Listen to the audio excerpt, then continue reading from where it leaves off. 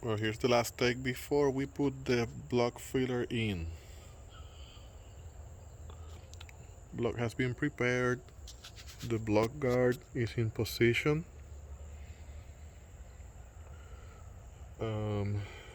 Cylinder outside walls and the deck walls have been sanded as much as I could.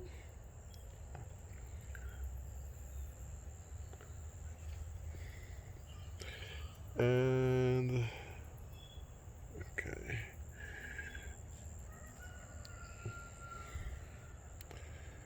Well, you can't see it, but it's actually full of sugar. The sugar is exactly under the block guard. Yeah, it's too. The sun is down too much. Oh, yeah, there you can see the sugar.